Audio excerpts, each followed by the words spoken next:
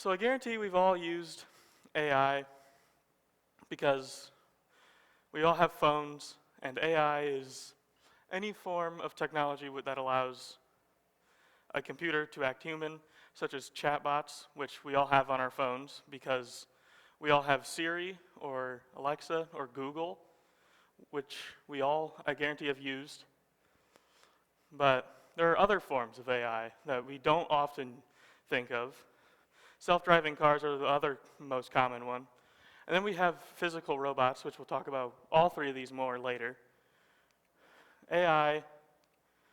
So the history of AI began in the early 50s, and it relatively stayed the same for a while.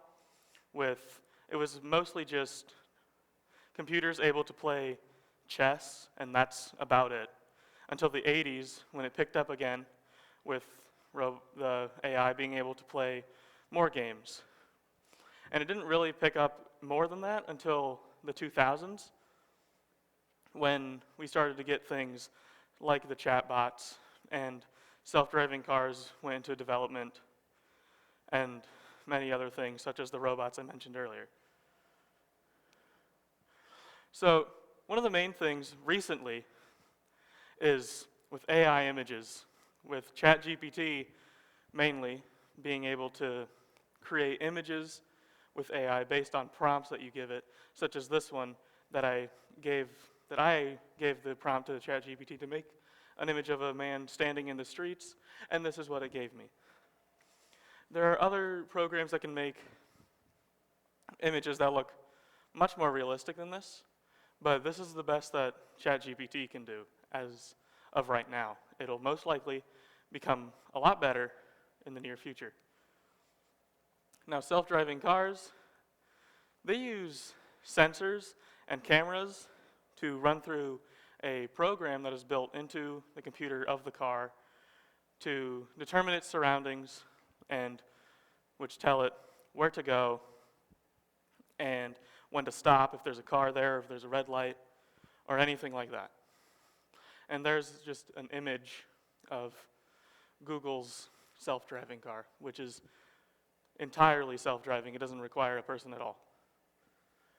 Now, the physical robots, which I think are the most interesting ones, the most advanced ones, as of right now, are the Optimus Tesla robots and 1X robots, known as the Neo robots. Now, on top we have Optimus, which the way they work, they use their programming the same way as chatbots and everything else does, but they are obviously more advanced because they are able to simulate human behavior more physically because they are built to look like humans. Now, they are both being made for the same purpose, to be used in households to do chores for people and to help take care of the house and anything like that, and to speak to people.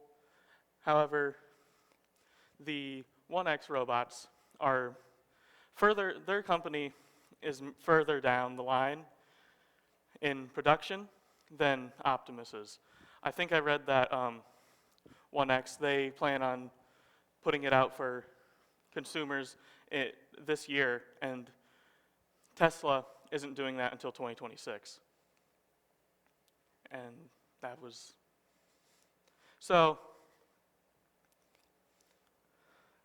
how will this affect our future? We can't really know that because we are in such early developments for things like this.